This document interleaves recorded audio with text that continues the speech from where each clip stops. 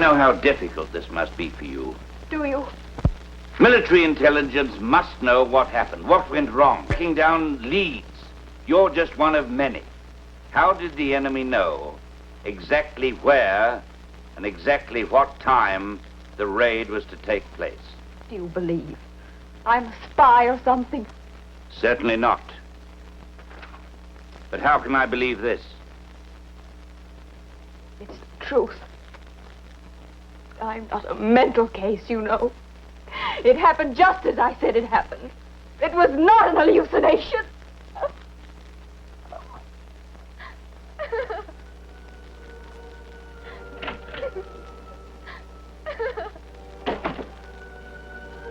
Hallucination.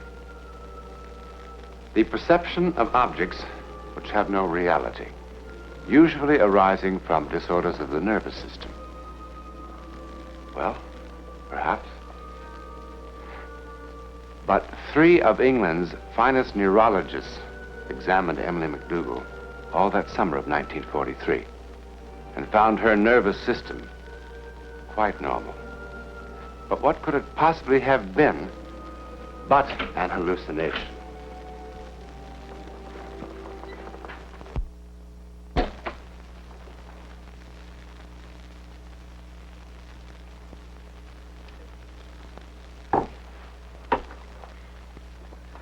Mrs. McDougall, let us discuss some of the minor points of your statement. About this girl, Anne.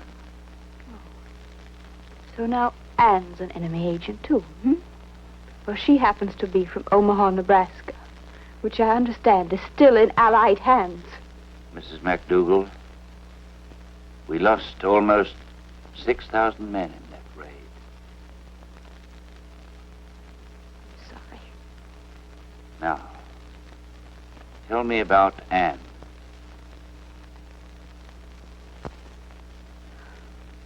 I'd corresponded with Anne for years. One of those pen pal things that start in school and just go on and on. Finally, she was able to afford a European holiday. And in May of 1939, I rented a little house in France, near Loise. Beautiful little house. Not 100 yards from the sea.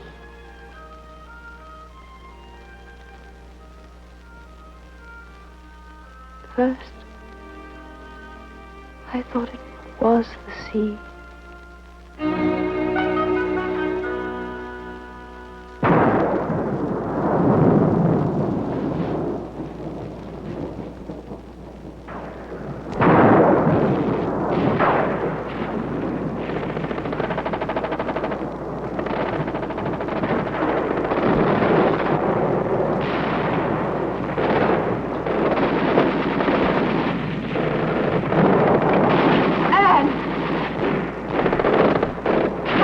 Suppose it is the war started. Anne! Anne! Anne! Anne, where are you? Anne! Open it! Break it! Break it in!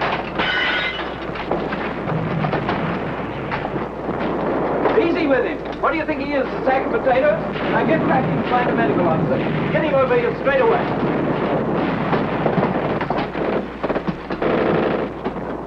Who are you? What are you doing here? How are you feeling, Captain? No, not so good. Who are you? Doctor will be here any time now. Shot for the pain, then back to the ship, and a proper hospital. You'll be in top shape in no time at all, sir.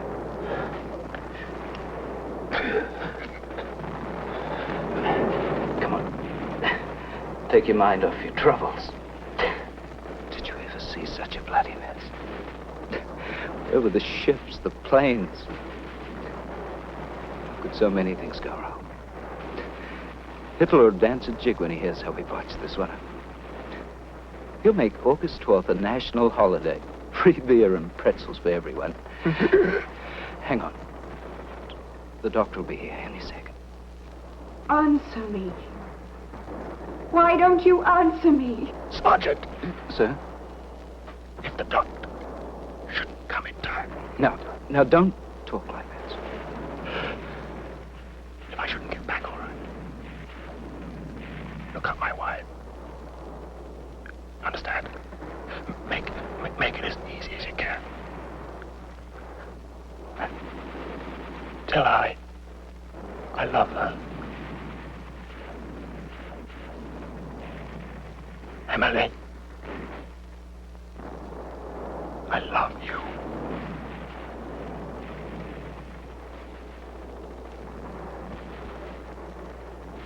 Emily,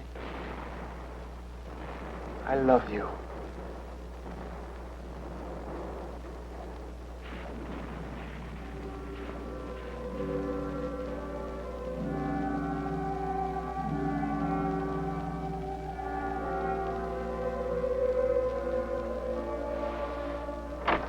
Emily! Emily!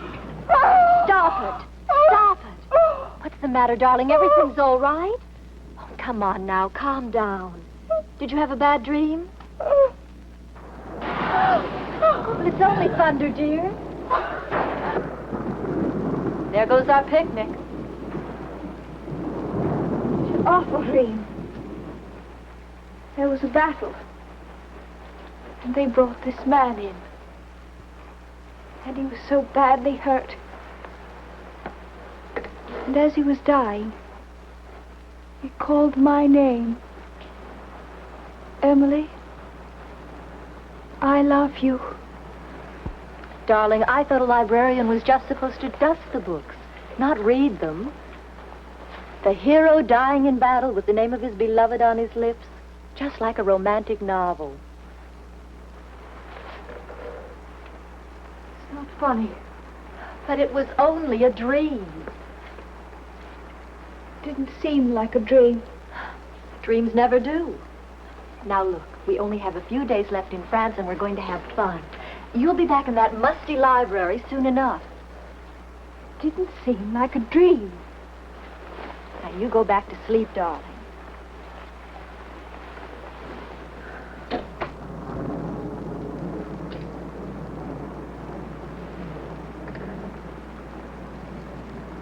It didn't seem like a dream at all.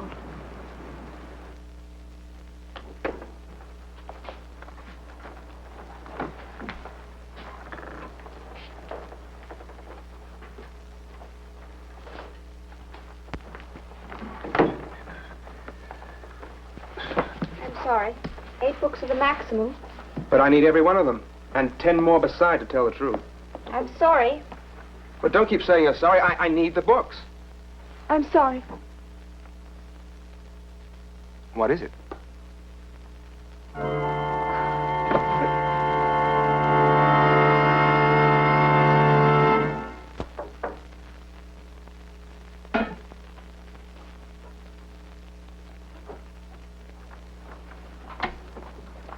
Hello? Feeling better? Oh, no. No! No! No, no. Please don't faint again. This is terrible. Just terrible. I shouldn't have run from the library when you fainted, but nothing like this has ever happened to me before. I made a girl blush once, but, well, everybody in town could make her blush. That was no accomplishment. Doctor said I fainted because I'm coming down with influenza. I'm glad. I mean, I'm glad because it wasn't because of me. Well, your name was on the nameplate on your desk, so I looked up the address in the directory. Well, better stay in bed and drink plenty of tea. A drop of whiskey wouldn't hurt either. Bye.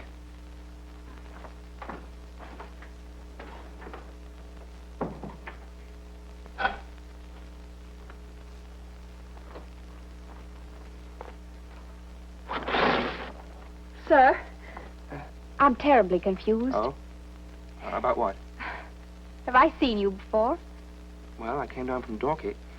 It's a little town 6 miles from Glasgow. And, I went to Liverpool when I was 6 years old for my eldest sister's wedding. I'm sure we didn't meet there. But it really was you. And you said my name. I did. I don't have influenza. And I don't faint when a man looks at me. Good. And I'm not a neurotic or a hysteric or anything like that. Jolly good. I did dream about you. It was a terrible dream. Oh, I apologize.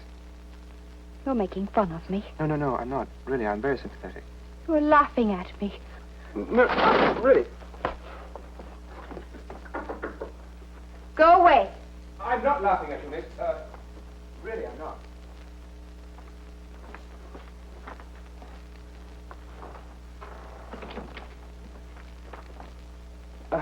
You see, I'm a bit confused, too. Well, no one's ever dreamed of me before. I mean, no one not related to me. And fainting besides. Well, it shakes you up a bit. I know. Well, perhaps you dreamed of someone else. Someone who looks like me. Well, that's very possible. I mean, I've got a very ordinary face.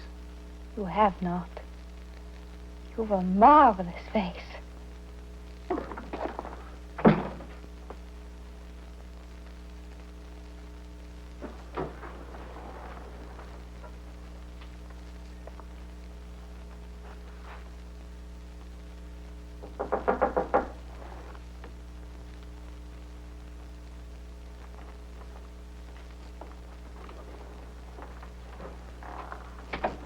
Well, thank you. But I really haven't, you know. My ears are monstrous, and my eyes don't match. The left one's just a wee bit cockeyed. And, oh yes, I have extremely weak chin. It's a family characteristic. Won't you have some tea? Oh, yes, I'd love to. You know, we talk like characters in one of those silly comedies where the audience laughs and eats chocolates and everyone knows it's going to turn out all right. But it doesn't turn out all right. No. Oh, no. A creature had a dream. Ate a bit of cheese before dozing off and had a dream. So it can't be. Huh, what nonsense. How do we know it's nonsense? How do we know it isn't? Some of it is true. In the dream, I married you. And now you've asked me. Don't you see? And if in real life we don't marry, is that how we somehow defeat fate? You're making fun of me. All right, all right. I was badly wounded. You were dying. How do you know? Did you see me die? No, not exactly. Do you know I haven't had one single childhood disease? Not even the measles? What makes you so sure I'm going to die that easily? How do you know I won't die in my own bed at the age of 97, surrounded by 6 generations of loved ones? Oh, Harry! No! We're not going to meet tomorrow night or the night after or ever. I'm all through batting my head against the stone wall of your superstitious mumbo-jumbo. For the future, I wish you nothing but pleasant dreams.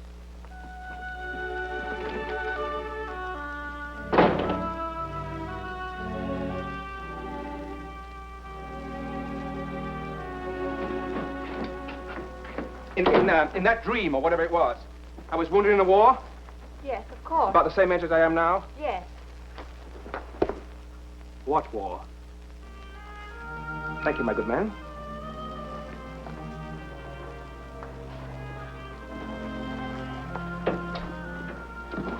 Marry me.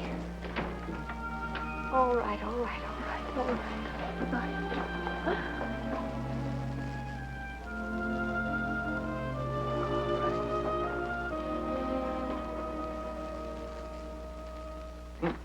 And I don't see why, if following our plan, in the next 2 months, we could...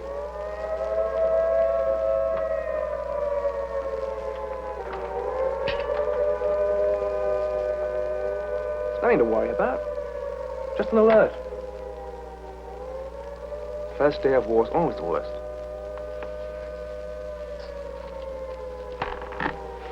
Emily, darling.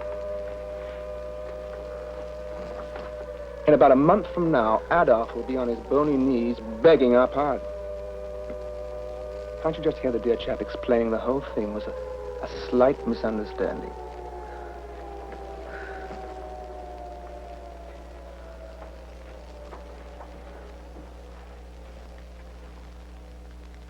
Look, if you're at all worried, we'll go down to the basement. I suppose it is safer down there. We're safe here. Well, of course we are. Doesn't happen here. happens near Pointe-Loise, in France. Emily.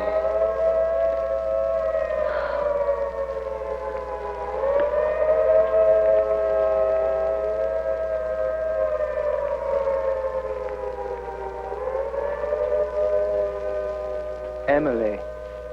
It's already past August 12th, so it won't happen this year. Please, darling. Is it next August 12th? Perhaps even the August 12th after that. Do you think we might have 2 years? Could we possibly be that lucky? Could we, Harry? Could we? Emily. I love you. Dear Anne, I am approaching another August 12th. But unlike the agony of last year, when Harry's unit was stationed here in England, this year my darling is in Alexandria, Egypt. 5,000 long, long miles from that house, near Pointe-Loise. Hello? Yes, it's me. It's really me. They flew a company of us back for special training at a camp nearby. Very hush-hush. And I'll tell you one thing. There's going to be plenty of long weekend leaves. Well, aren't you even a tiny bit glad to see me?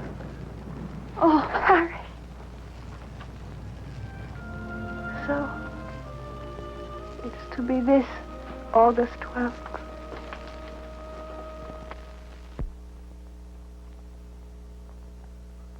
Harry? Harry? Yes, I'm right here.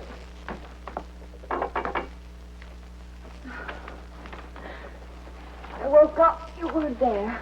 I thought you'd gone without saying goodbye. Now, would I do a thing like that? I really wouldn't blame you. I've made our weekends here so miserable.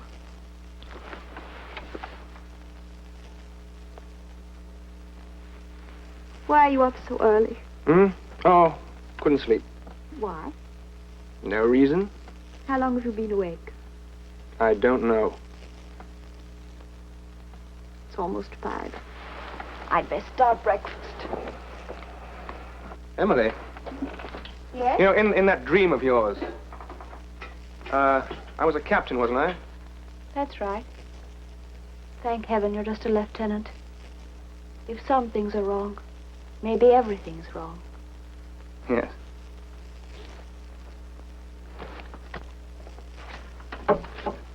Also, where was that landing to take place again? Oh, now, don't look so serious. What is it, Harry? Nothing. Well, after all, it's such a spectacular dream, I like to check up on it from time to time. Just to keep the facts straight. You know the dream as well as I. You know its point was. We're going to land in Norway. What? Somewhere near Bergen. Darling. Sometime in November. Ah.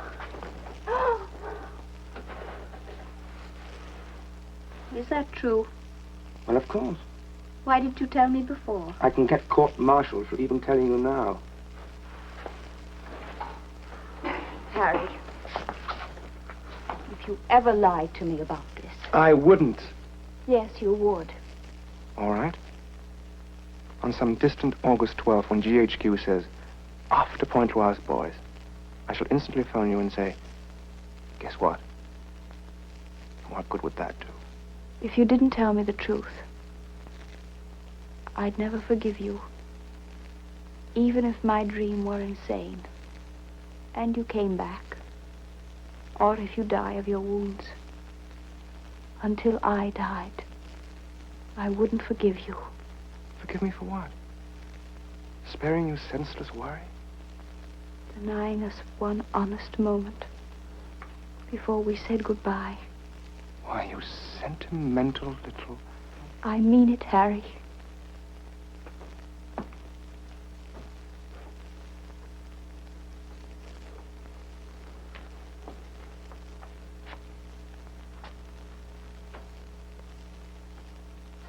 Pointe-Loise.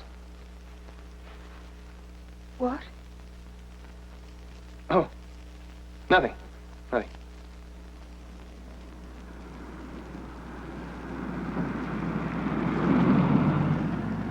We're almost there. Harry, instead of staying at home, next Friday, why don't we drive down to Henley-on-the-Thames and have a picnic? Harry, Yes, darling? did you hear what I said? Oh, yes, darling. What is it, Harry? You meant what you said before, didn't you? About what? That if I lied to you, you'd never forgive me. Well, it's going to be in newspapers anyhow afterwards, so... And you're such an unpredictable little character, you might actually hate me for the rest of your life. It is France. And we are landing August 12th. But I'll come back to you, Emily. I will. No, no!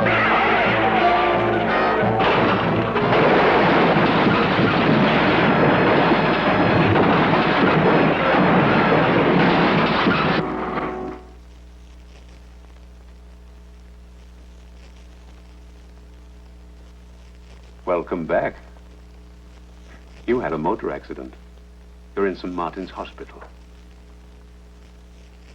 Was my husband hurt? Just a few scratches, that's all. Now, you must try and get some rest. It's been quite an ordeal. You know, you've been unconscious for almost a week. What day is this? Tuesday, I mean the date. August the 17th. Doctor, will you please tell this soldier that it's pointless to sit in the hall day after day? Harry, darling, you told me they couldn't kill you so easily. You were right. You must You're go right. back to bed at once.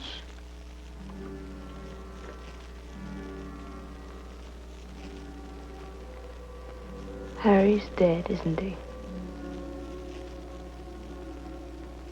Please, you must go back to bed at once. A shock like this might kill you. It's all right, Doctor. I've been expecting this man for years.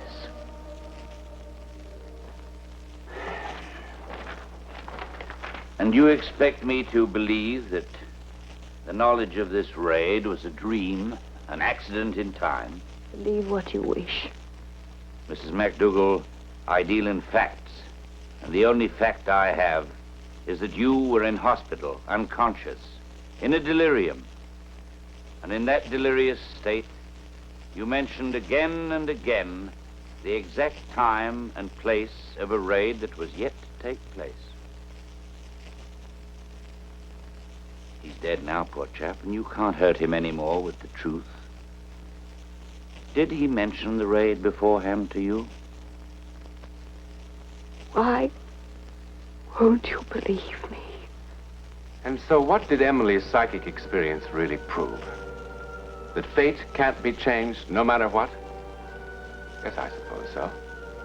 But if Emily had had a second chance, aren't you absolutely certain she would have chosen the dream and those few sweet years with Harry? And what about Harry MacDougall? What would he have chosen? Exactly what he did choose, of course. Because isn't that the whole point about fate? That given any number of second chances, they would always have done exactly what they did do. It would still and always end exactly the same way. Next week, and every week, we'll be bringing you the personal records of the rarest kind of human experience. Man's adventure in the world of the unknown. That mysterious psychic world beyond our five senses. This is your invitation to take with us that astonishing one step beyond.